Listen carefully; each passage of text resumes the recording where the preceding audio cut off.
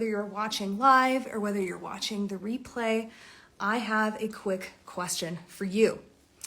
And my question is, have you had your loved one or your client refuse something as simple as a shower? Or more frustratingly yet, has your person said something like, I already showered, even though you know darn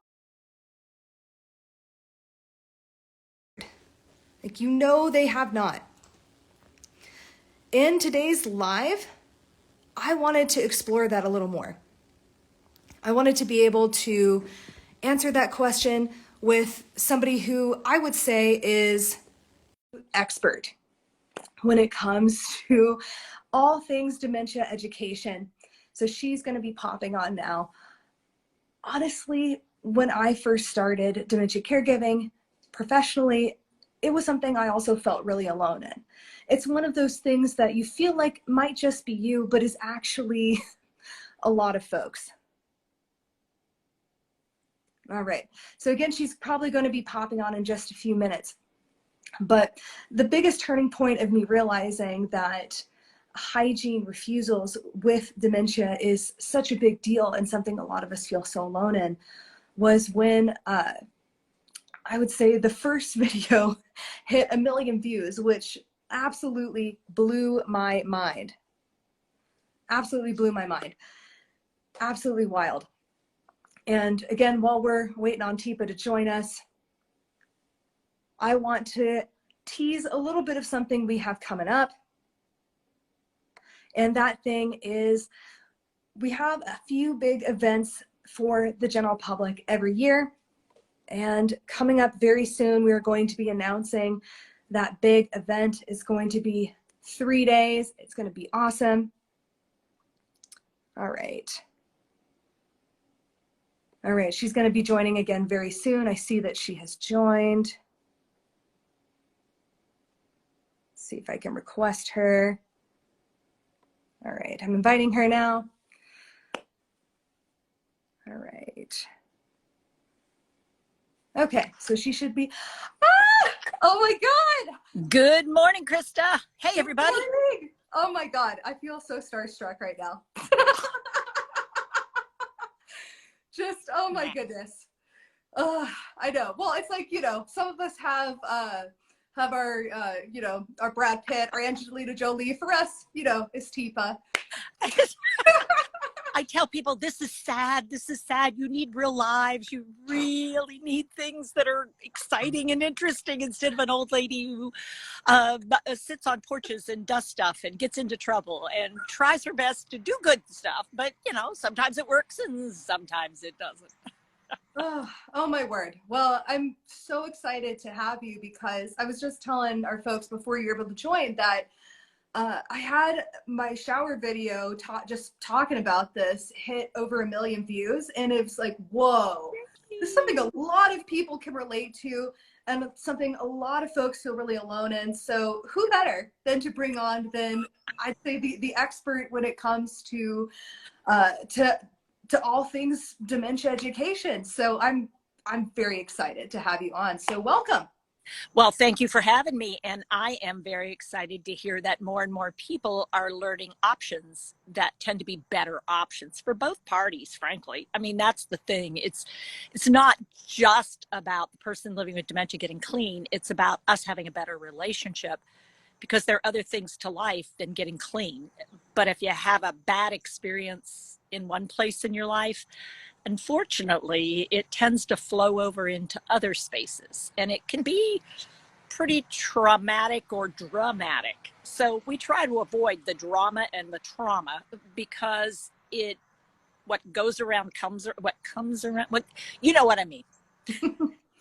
Yeah, absolutely. Absolutely. Well, I guess real quick I don't know who wouldn't know you at this point, at least in our community, but for those who don't, I guess tell us maybe in a few minutes a little bit about yourself and what you do.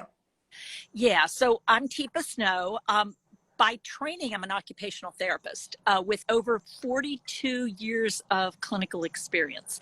Now, in that background, I've worked and taught at universities. I've worked and taught at at hospitals. I've done things in the community. I've done home health. I've done hospice. I've done rehab. I've worked in head injury.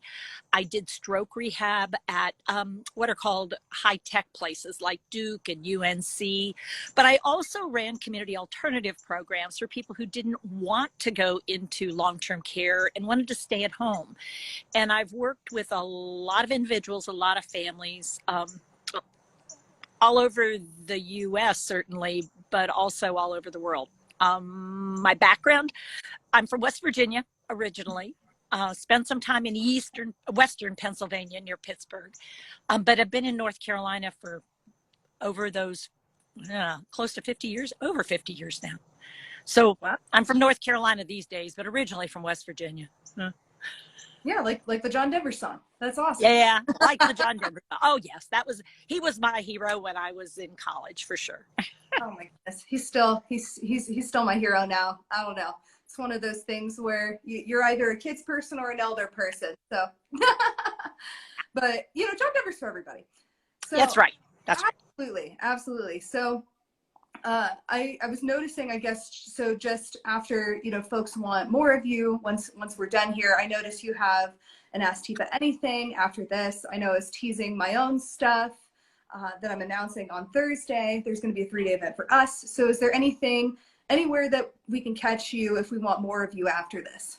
Absolutely. Well, we have TikTok, which is a different platform, but that's also sort of one of those places that we're finding some people, that's their thing. And it's their thing because they need short little bites.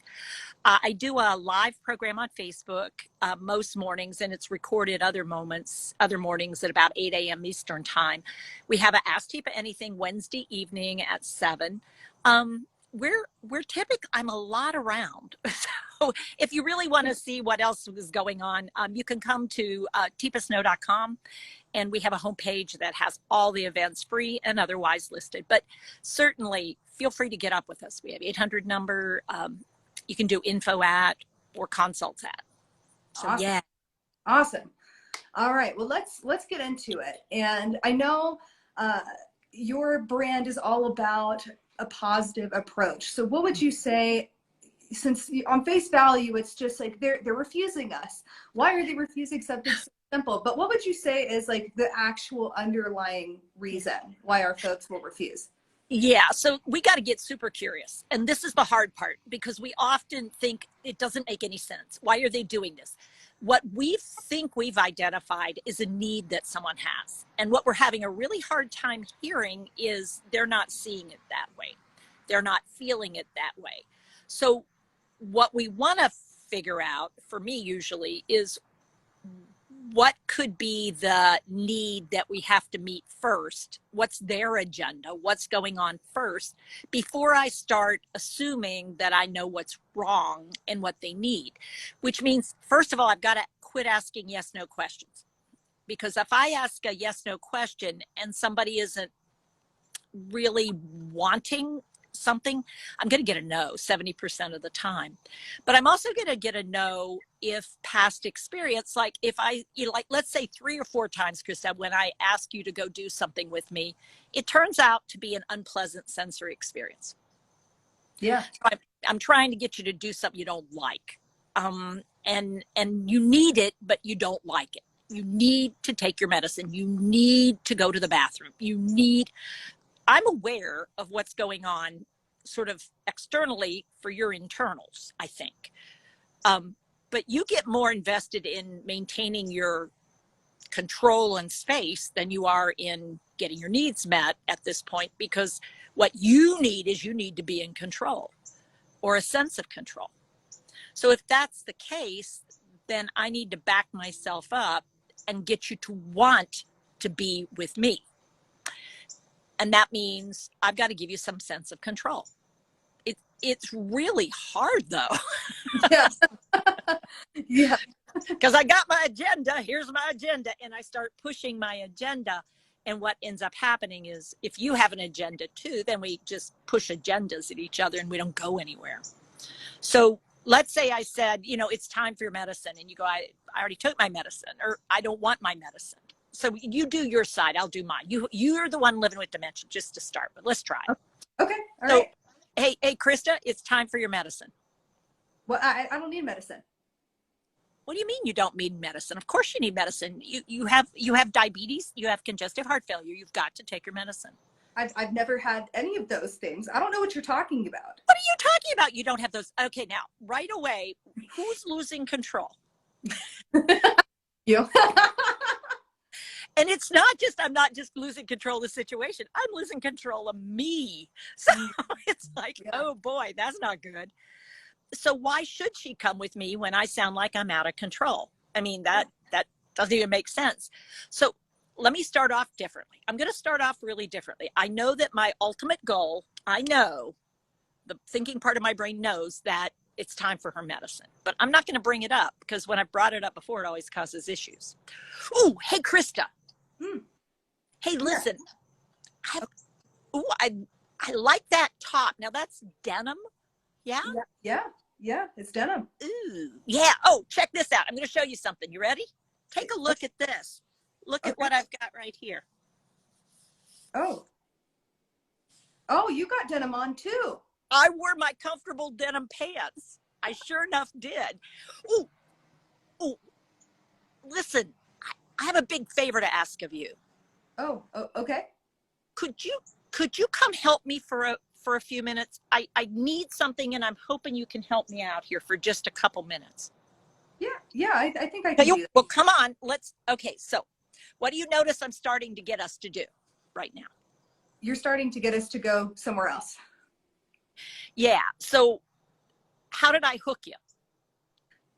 You complimented me and then you asked me for my help. So you made me feel good and then you made me feel useful. Okay, and I did something even before that you probably didn't, but your primitive brain did notice.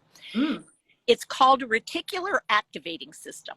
Your reticular activating system, part of your more primitive brain, is the part that causes you to pay attention to things.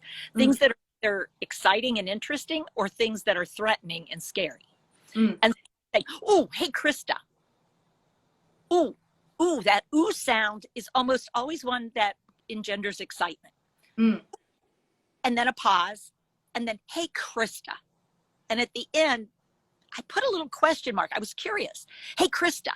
And I used your preferred name. You like to be called. Is that right? I mean, that's what you like to be called? Yeah. Yeah. It turns out that it's very deeply embedded in our brain that when somebody uses our preferred name in a positive way, it draws our eyes, our ears, and it also draws our emotion. And so now I got you sort of listening to me for content. And then I came up with something that not only that I liked, but I thought might connect us in some fashion. So when you wore your denim, I was looking so I was thinking beforehand, instead of just my agenda, my first agenda is how do I get connected to you and get you to be good. And we call them positive action starters with something I'm going to ask you to do. And I'm staying pretty far away from the meds as a goal. Yeah. And that's a goalpost way down, but we're just kicking this off. So, I mean, we got 100 yards to go down the field before we get there. And if all I have is the goalpost in mind, I'm missing how many times I'm going to get tackled and thrown down before we even get there. So I've got to start with how do we get on the same team instead of you feel like you're opposing me from the outset. We're in this together. I could use your help. Yeah. Now, guess what I've got laid out in the other room? Oh, the medicine. Oh my gosh. Oh God, I didn't realize. You know what? We got so busy today. I bet you anybody. Now, would you rather have, let's see, we have cranberry juice, we have water, or I think we even have apple juice. What would you rather do? What would you rather have with your meds you're going to take there? What do you think? I think I like apple juice the best. Okay. Tell you what, do you want to get it out of the fridge or do you want me to get it? You know what? Why don't you get it? I'm comfortable. Okay. How about, and I'm pointing, how about you get the glass? Oh, okay. There you go. Huh. So there were 2 more positive action starters, or 3 actually. Yeah. So one was more along the line of, would you rather I do it or do you want to do it? Mm. What am I giving you when I give you that? Yeah, you're giving me the freedom to be a part of this whole situation, rather you doing something to me. Who's the boss of me? Me at this point. How cool is that? So you're the boss of me. So you're in control of me.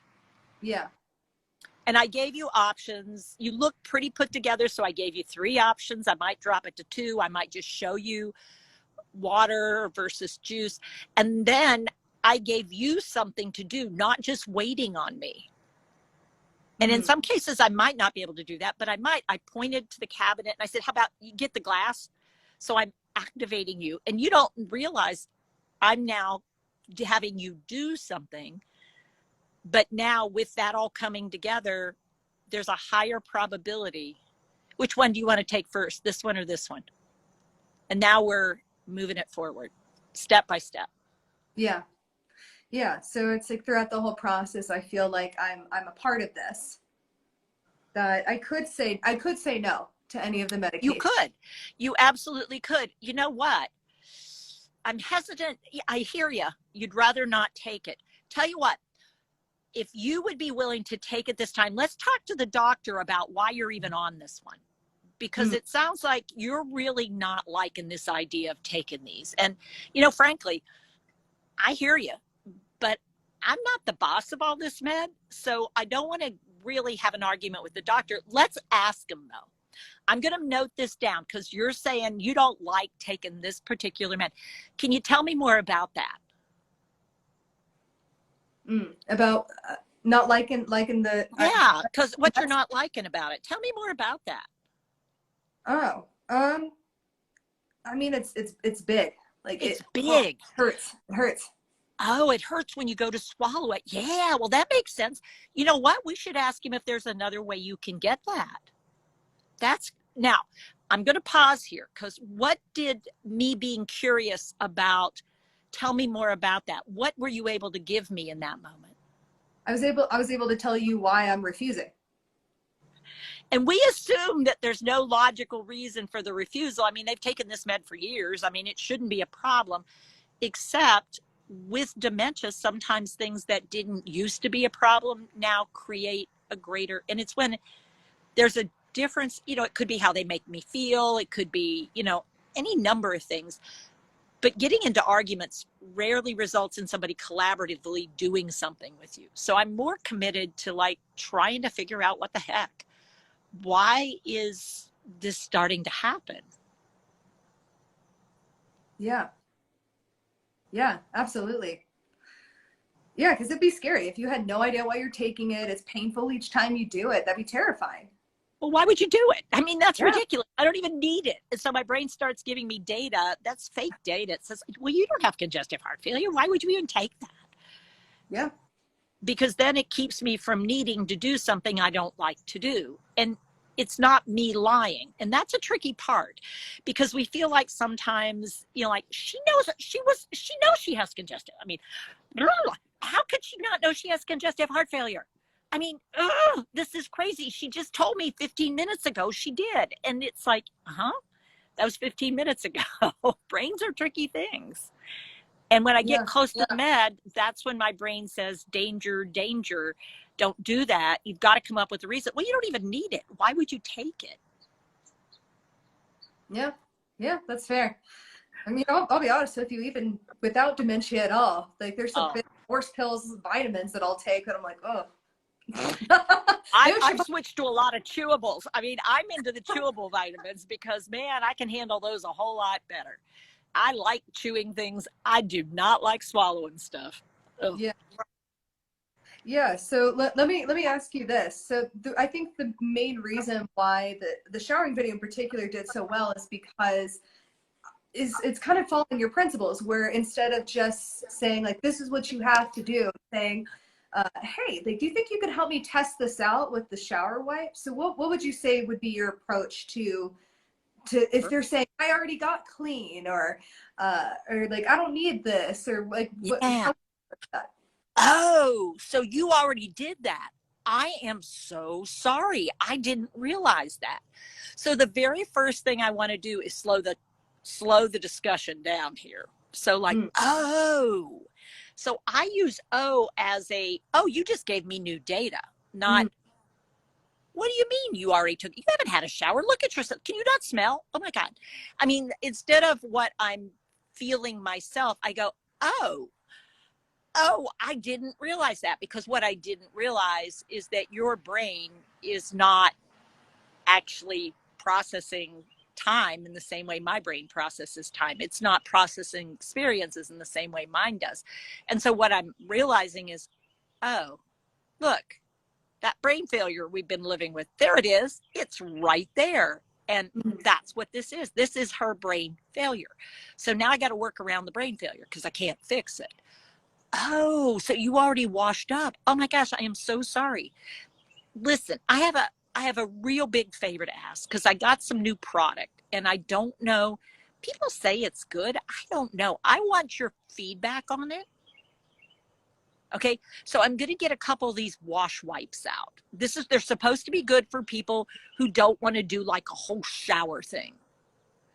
And I wondered if you would try. That sounds. I wonder if you would try something with me. Okay. Now, what have I done in this sequence? What do you notice, Crystal? What are some feelings you have about me? And again, what have I managed to get us to? What would you say? Yeah. So you validated what I just said. So I feel like you listened to me. And then you offered up a new idea of something we can do together, something that makes me useful, something that's helpful to you. Absolutely. So did I state the truth, the whole truth, and nothing but the truth, which is you have not actually cleaned up this morning. You're misremembering your cleaning up of yourself over years and years and years of doing it, but you actually did not do it today. You didn't do it yesterday. You didn't do it the day before. You're missing a chunk of time. I mean, you truly are. I mean, I could try to get you to understand that. But even if I get you to understand that, what am I saying about your independence and your personhood and your capacity? If I do get you to get it. Yeah, you're threatening all those things. Well, you're incompetent, actually. You know, that's the problem. Kristen, you're actually incompetent. Krista, you're actually incompetent. You do not know what you thought you knew. So, you know, you're going to need help. Now, if I convince you of that a lot, then I make you dependent on me for a lot of things. And I better be ready for lots of phone calls, lots of calls for help, lots of hearing my name, lots of questions. Should I do this? Is this what do you want me to do? What do I do now? What do I do now? Because when I convince you that you're incompetent, then where will you go for information? Yeah. Yeah. And I'm going to get real tired of this, because it's like, well, what did I tell you? Oh, I'm sorry. Did you say something? Oh my God. You know, this is where we shoot ourselves, because we don't mean to, but we direct the person to us for information, but then we get tired of repeating it, because what we've already found out is they don't hold on to new stuff in those moments. And that's really hard when the person I'm supporting is not holding on to things.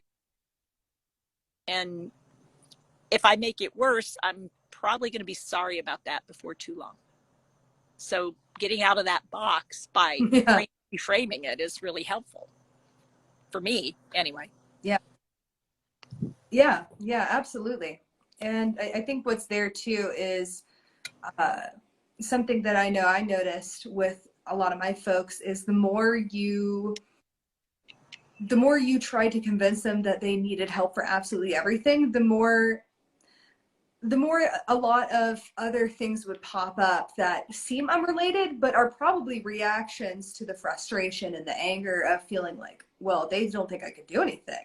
You think I'm incompetent? So now I want to drive again. And your brain just goes, what? No, we haven't done, what are you talking about? Driving. This is where now I'm really trying to assert my independence. It's like, you are not, I'll go to the bank and get my money out.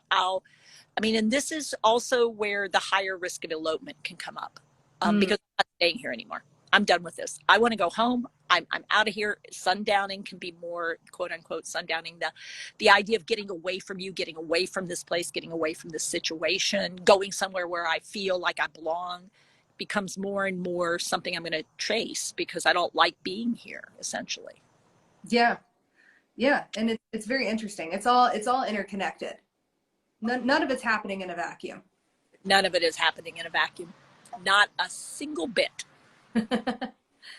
Oh man.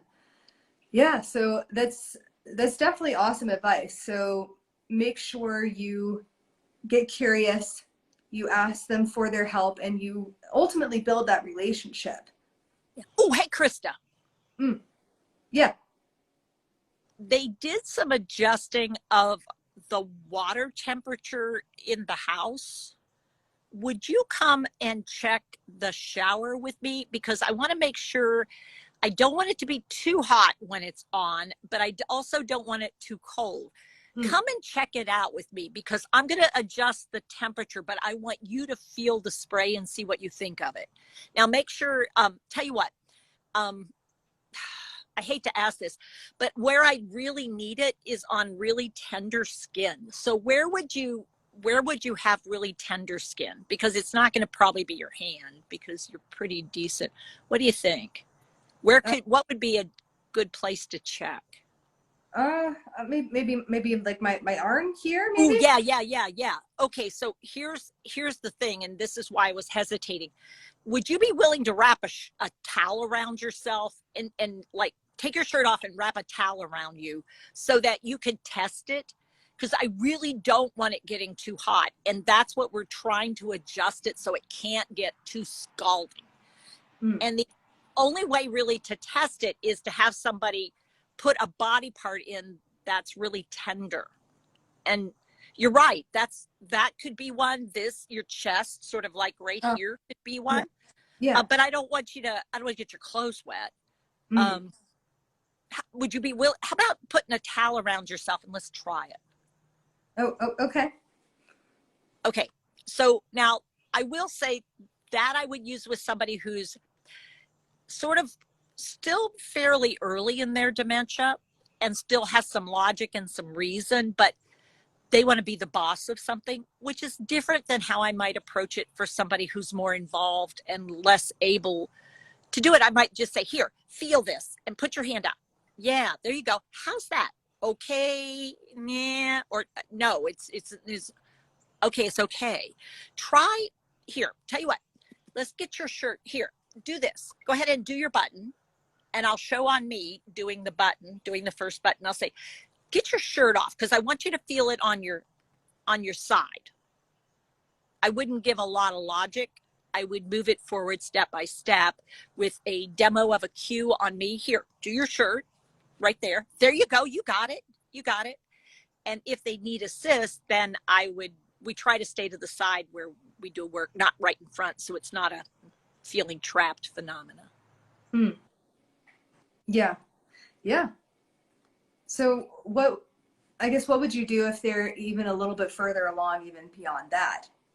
Yeah. So what we would do is really, I would look at, can we go in that room and be okay? Or is going in that room part of the trauma? Mm. If getting in that space is traumatizing, then I've got to figure out how to get someone clean outside that bathroom area, because that bathroom has become part of the trigger system that starts the distress and the refusal. So if they're refusing to enter that space, then I'm not going to push the space because I'm more interested in the activity than the space. So this is where I might look at the kitchen sink. I might look at setting up a basin with water in it. I might actually have washcloths already prepped up. I might try the wipes. I'm going to have people seated somewhere, and I classically will start with extremities, because humans are classically less worried about people seeing their extremities than they are their core. So I'll start with, like maybe a foot soak, and, then rubbing up the legs and pull your pants up. Let's just let's try getting lotion on your legs here. But let's go ahead and moisten them with a little damp cloth. Good. And I tend to start with legs and feet or hands and arms a little bit. And then I suggest, I'm curious about your back, how dry that is.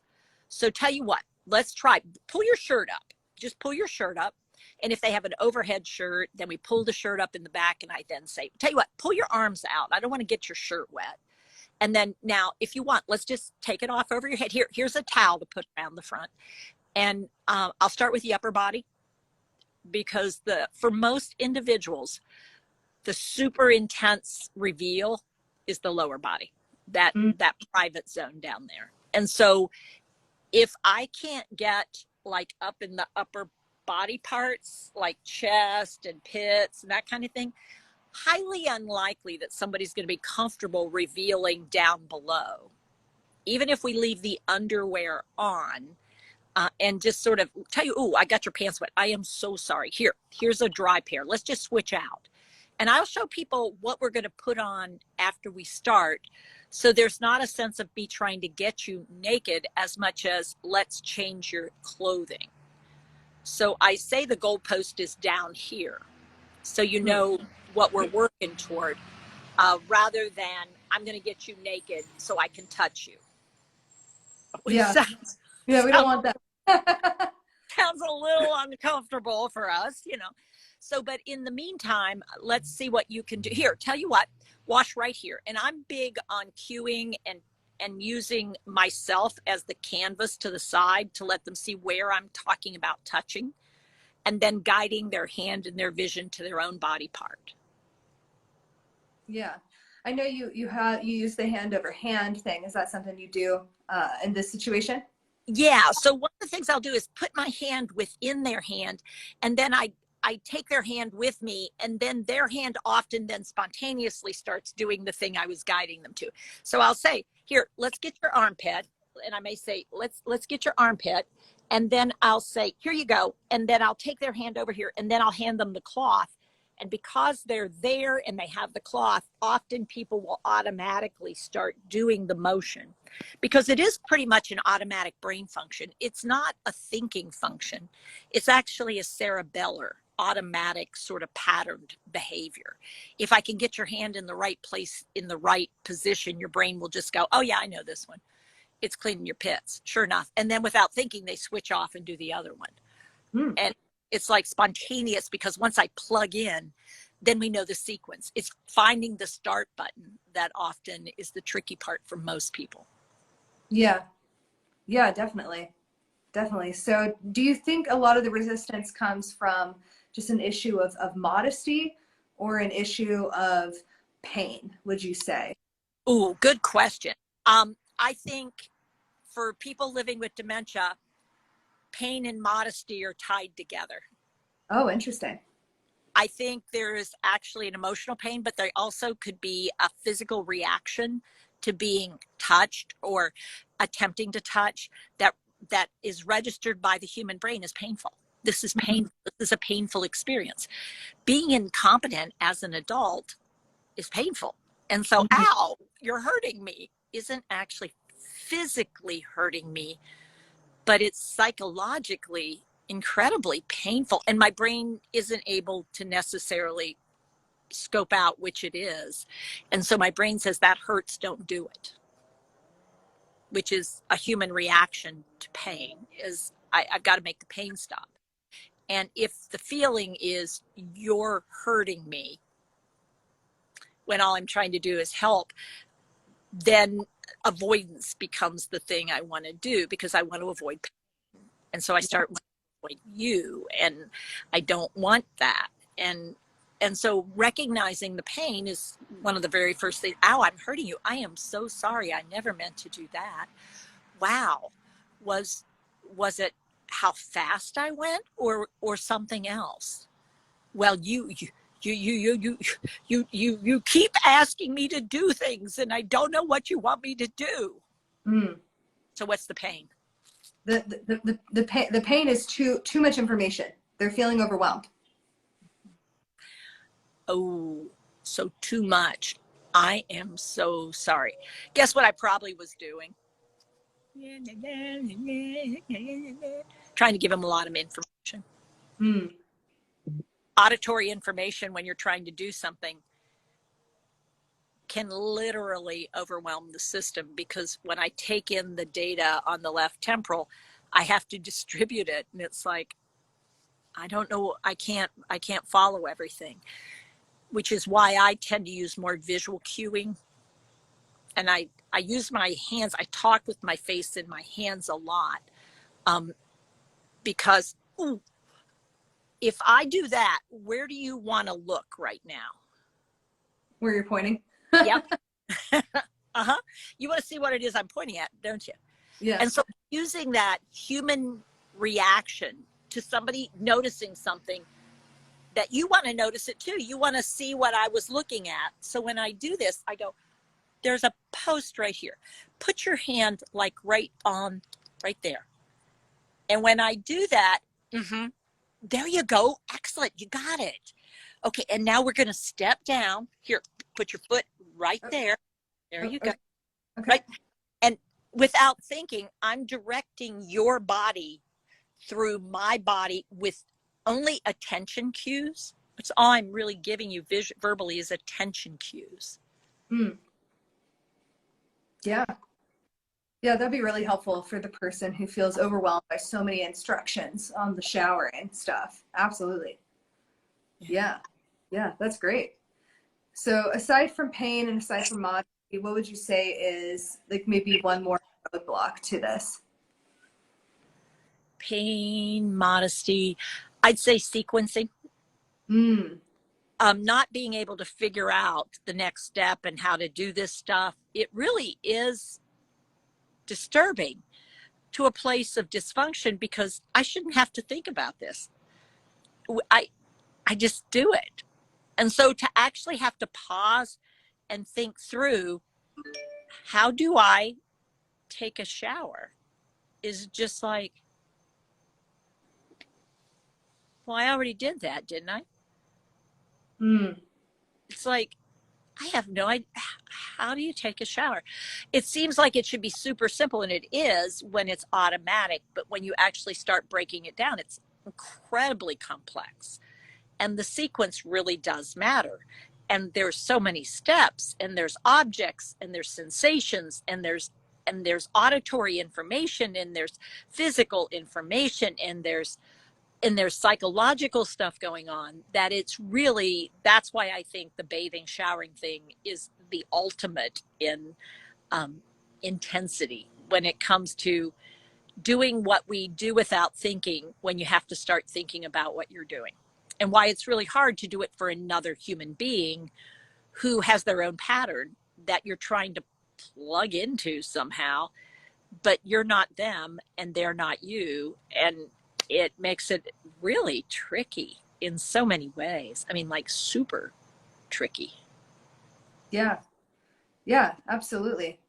It's funny because I've been getting certified with Dementia Montessori, and we did an exercise where I had to list off every single step. It's like, wow, you don't realize how many steps there are in any given task until you go to write it out, and you're just like, no wonder they're overwhelmed. Yeah, one of the really fun things I do sometimes is I have somebody partner with someone else, and you can't move your limbs at all, but you have to tell somebody how to make a peanut butter and jelly sandwich one step at a time. And all they can do is hear you, and they can't do anything but what you say to do. Oh, wow. And it's amazing how awful that is for someone, because you think, oh yeah, no problem. And then you start trying to think about it, and he says, so get the bread out. And it's like, I can't, and you can't say anything other than I can't. Yeah. I can't. And you're trying to figure out why not. Well, because you didn't take the twist tie off. And if you don't take the twist tie off, you can't get the wrapper off. And if you don't get the wrapper off, you can't get the bread out. And it's like, oh, but I mean, well, take the twist tie off. And then you have to ask how. Yeah. Because take the twist tie off sounds like an easy thing, but it means you have to understand, what is a twist tie? How do you get it off? Does it take one hand or two hands? So you've got to then, take your right hand, reach out, and what it actually requires to take over control of another human's brain sequencing is really pretty intense. Yeah. Yeah. Yeah. You start to realize just how many steps there are to any given thing. And then to switch it and just demonstrate what you're doing with the person to your side. So you're right beside them and you do one step at a time, the parallel play phenomena that we use. I mean, it's a very common thing with kids. We do things in parallel. So I show you and then you do it. I show you and you do it. I show you and you, so that we have this back and forth going on.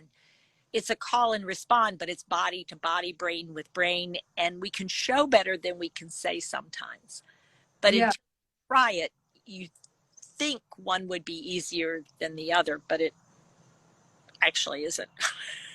Yeah, yeah. I know it's interesting. I feel like all of us are really like this. And I think truly the reason why your TikToks or Reels or things have really gone off is because honestly, showing is more impactful than telling. Yeah. Yeah. Because when we can put ourselves in that situation and the idea of you parallel play before you cooperative play.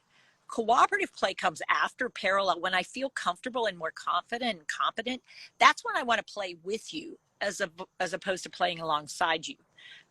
When I feel like you're not going to take over and I'm not going to look stupid, that's when I'm willing to try it with you, not just beside you. And I think what we do is we start trying to help in a cooperative way before we do a parallel demo to sort of sort through with people what could be helpful to you as we're trying to do it. So I think, we've been talking. Cheers. Oh, yeah. Yeah. Ooh. Coffee. You? What water? Oh, good. Yeah. Oh, yeah. You got it, boy. That's water next. Yep. Oh, come on. Let's go get some. Oh.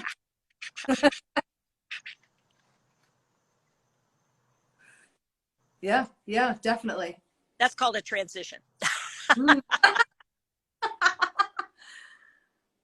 Yeah, yeah, that's definitely a good one, especially if your loved one or your client tends to be someone who wanders off. Just demanding they get back inside. Like I've had folks be like, "No, I'm not doing it." I hear you. I hear you. You don't want to do that. Well, tell you what. How about if we go this way instead? Oh, where are we going? Well, the mailbox is here. How about if we go to the mailbox first? Is something in the mailbox? I don't know. Let's go look. Oh, okay. Here we go. So it's, for me, it's always, I got to keep reading you. Where are you? And when you give me a pushback, even if it's a little pushback, okay, that was pushback. It wasn't an out and out refusal, but it was a pushback. So yeah. I need to be tuned in to those little pushbacks, because if I roll over those pushbacks and I keep trying at that point, guess what I'm working my way toward? Yep, an outright refusal. You got it, because that's how you're in control then, because I won't listen. Which isn't what I meant, but it's what's happening. Yeah. Yeah. Yeah, it's so interesting. I notice so many caregivers get caught up in like, well, I need to explain this to them logically, or they have to know the truth. I don't know. Like, I guess quickly, what are your thoughts on that? On logic and the truth? Yeah, logic and the truth. What I've got to figure out, what is their logic and what is their truth? Because they always have logic and truth. The tricky part for me is it sure doesn't match what it used to be, because when I hear it, it sounds illogical. So I've got to figure out why it feels logical to them, or they wouldn't have brought it up. I mean, nobody brings up illogic. So for them, what they're thinking is this makes sense. And it's like, whoa, huh. So you were thinking that putting on that extra shirt, that's it, that would keep you comfortable. Oh, because I like feel your forehead, because I thought you were sweating. Mm. No, you weren't sweating. Oh, Oh, what? maybe, but you weren't feeling it. You weren't feeling hot. So Mm. you were thinking adding you know what? Could we try something? Oh, okay. Okay, now once again, what's happening here? You're asking me questions. You're getting my consent with it. Well, what I am is I'm like, okay, did she realize she was sweating? I don't know. And I won't know if I'm not curious. Mm. So she's putting on another shirt when she's already sweating, rather than saying, you are not cold. I mean, what are you talking about? You can't be cold. Look, you're sweating. It Mm. sounds very different than, here, feel right here. What do you notice? Because I've got to figure out, what's her brain taking in? What is it not taking in? What does she think about what she's taking in? Because thinking only happens when the data comes in Mm. and gets processed. So if she's not processing data, I got to figure out, which data is she processing, which is she not? Is she misprocessing? Because without that information, I'm going to have a hard time figuring out how to be supportive in a way that's going to keep her relatively safe. So she'll load those clothing layers on until she literally will have a heat stroke. Mm. Because she's making a mistake. And unless I can figure out how to get her brain to notice something different or try something different, I've got to take her to, so I have another option: turn the room temperature down way low, because that can provide her with an out that keeps her core temperature turned down a little bit. So I got to get super creative about the options I have, because the truth is, I can't make her do something. Mm. I can try, but ultimately, what can I control? Well, I can control the thermometer in the room. I can control the temperature of the things I offer her.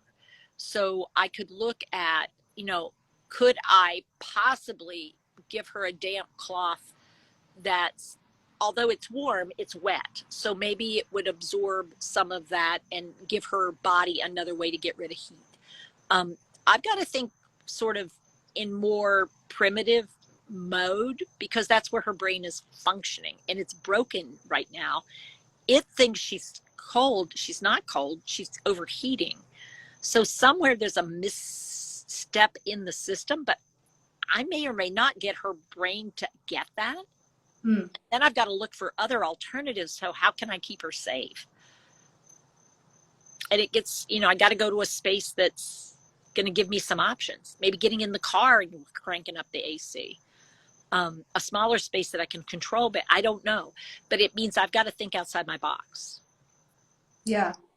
Yeah, absolutely. I think a lot of us think that we're going to give them more dignity by telling them exactly the truth or the logical reason as we see it, but oftentimes we're communicating the exact opposite. That we don't trust their judgment, that we don't trust them. Yeah. Yeah. So if I were to say to you, listen, I got to get out of here, I got to go home, when I actually am home, what does that say to you right away? Given what we've been talking about. That there's something that doesn't feel like home to you right now. Right. So it could be what I'm seeing, could be what I'm hearing, could be what I'm feeling, could be a sense I have. This isn't a safe place. And so what I'm reporting to you is, I got to get out of here. So we can try to do something to make it feel safe. So the first thing, what might you, given what we've talked about, what would be your first acknowledgement to me?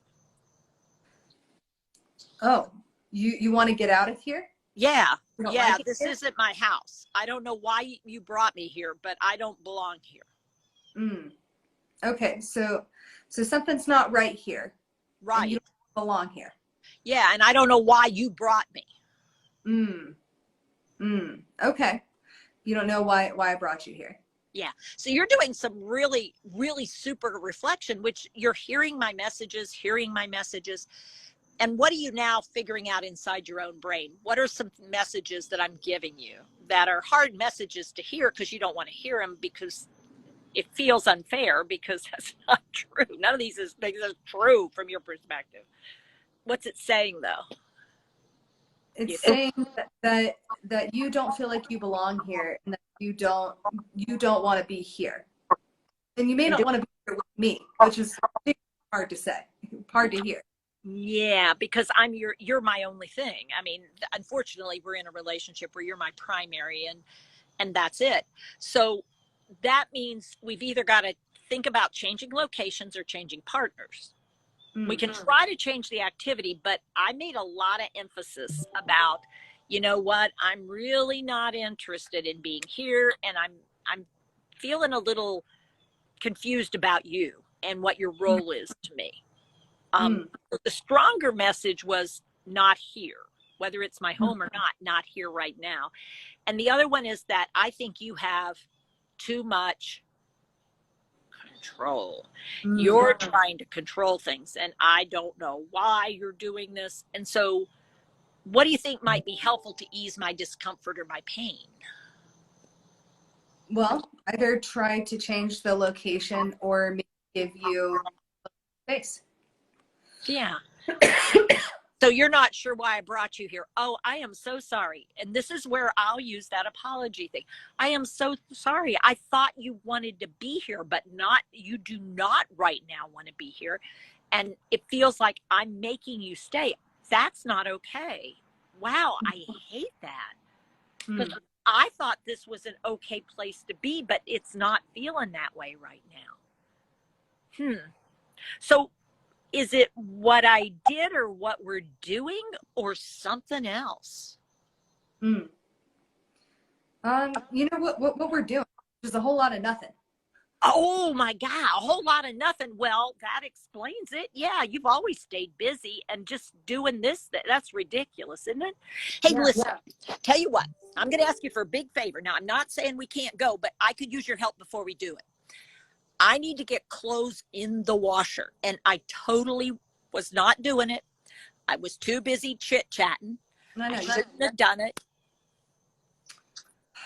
Come on, let's get it loaded, and then we can see where that takes us. Okay. Thank you for helping me out. Man, you know, you get to talk. I get to talking, and I totally forgot. We gotta get going. This is ridiculous. No wonder. Here, tell you what, grab those clothes and let's throw them in the wash. So what did you tell me, Krista, that was important here? I basically told you that I was bored. Yeah.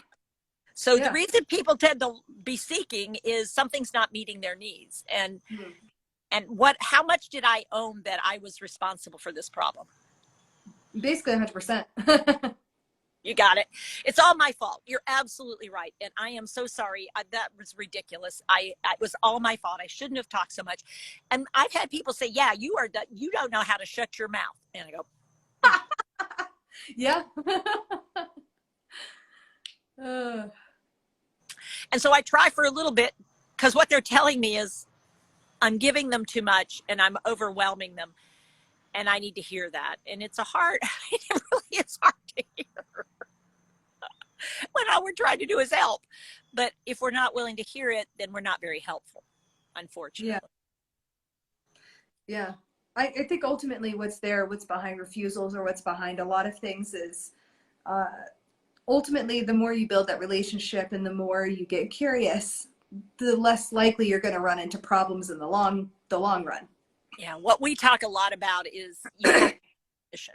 If you can get permission, and it's really getting yourself to back up until the person is okay with what's happening. And that's tricky because it can feel like we're okay and then we're not. And it's usually a miscommunication.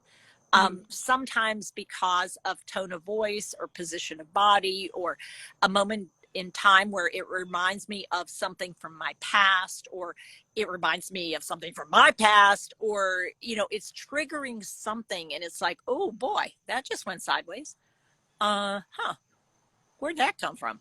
And acknowledging it was a surprise to me. And it's like, wow, I did not expect that reaction. And sometimes simply the word wow, saying it out loud, wow, I really surprised you. I am so sorry. I thought that we were on the same page. I thought you hadn't taken your med, and you're saying you did. And Now it feels like you think I'm so sorry. Wow. Huh. Well, I apologize. I truly didn't think you had done the meds yet. I don't know what's happening because Yeah. I thought I saw him in the kitchen, but maybe not. I mean, I've Yeah. certainly mistake that way. And I apologize because I thought I was sure that I saw them. And, I have on occasion gone to take my medicine, mostly vitamins, and then set them down because I got called away to do something. And then I find them later and realize, oh my God, I never did that. I mean, that happens to me, but I don't know. I mean, maybe it's just me. Yeah. Yeah, Would you do me a absolutely. favor? Would you come look with me and see if you see anything on the counter? Because I swear I saw something on the counter, but maybe I'm wrong. And, at least we're on a page where we're not arguing with each other. And if we find them on the counter and she goes, those aren't mine, then I'm like, oh, I thought they were. All right, well, I need to get them up off the counter. They don't belong there. That's for sure. Mm. And so at this point, I've got to get them out of sight and we'll start over again, maybe a little later, but continuing to beat the horse. I don't see value in continuing to struggle with a very low probability of success in my experience. Again, just my experience, but I've been around the block a few times and really ran into the wall a lot. Yeah. Yeah, absolutely. Yeah, it is so interesting just how you can get a 150% different reaction if you just wait for 20 minutes and come back. That's the exact same thing. Yep. Yep. Because now I put the pills back in the box and I said, now we're going to do it a different way. I'm going to try some other strategy because, I'm trying the same thing over and over and over. If I've established the pattern isn't working, I've got to be willing to shift the pattern. And whatever that means, I've got to change something. And it can be just retry and see if they're in a different place, but it could also be I need to get myself in a slightly different place or something. Something might have to shift a little. Yeah. Yeah, absolutely. Well, oh my goodness. You have given us so much wisdom, so many things to work through when it comes to showering, talking about it may be a sequencing problem, it may be a modesty issue, it may be a physical or emotional pain issue going on, but either way, ultimately what's at the heart of it is building that relationship, building that trust, and getting curious about what it is that our person needs. So I guess before I let you go, which I'll be honest with you, I don't, but I know I have to. We both have other things. I'm looking here, we're running out of that time we have together and we've got to look at what else has to happen today, I bet. Yeah, absolutely. Yeah. So I guess any last thoughts or anything that you would like to share with us, like anything else that's happening in your world? Well, what you've really been talking about and what you've been promoting and what you're helping people appreciate is we're in this together. And if we want life to be better for all of us, we've all got to change because frankly, what's happening is one person's brain is definitely changing. So the question is, are we going to change our brains and our bodies and our way of looking at things so we have a better chance of going through this together in a way that's less painful to both of us, that overwhelms us less, and that gives us options that make sense to our brains? Because once I start finding success, as you say, once it's successful, the pathway starts to happen. And then I can build new synapses. And the idea of neurodegeneration and neuroplasticity are woven together in human brains. And I think everybody learns something new every time we're with one another. And the question is, do we see our partner as worthy? Mm. And do we see what they have to teach us as valuable? And can we see them as teachers rather than simply people we care for? Because if you're not my partner in this, then I think my job is different than it actually is, which is to get permission and then to offer support and to see if you can help me and try things together. Yeah. Yeah, that's ultimately what relationships are built on to begin with, is there's a give and there's a take. And when the whole idea of consent and of reciprocity is taken away, then it stops being a relationship. Yeah. And I think whether it's a paid relationship or whether it's a family relationship, a committed, like emotional relationship, I think reevaluating where I am and what I still like about you, that's one of my really first questions I'll often ask. Tell me what you still like about the person you're supporting. And if there's a real hesitance, then I know where my focus needs to shift is onto the person who's providing that support and care, because they're in danger of losing that reason why they do what they do, which is I like something about that person I'm supporting, versus I love them and I told them I would always take care. And it's like, ooh, that sounds like a commitment of feeling guilty rather than a moment of finding this relationship still valuable in some way, because there's still something there that I can find moments of pleasure in or satisfaction in. Yeah, absolutely. And that's what's gonna keep you going. For sure. That's what keeps all of us going, is those moments of actual, this satisfies something deep inside me.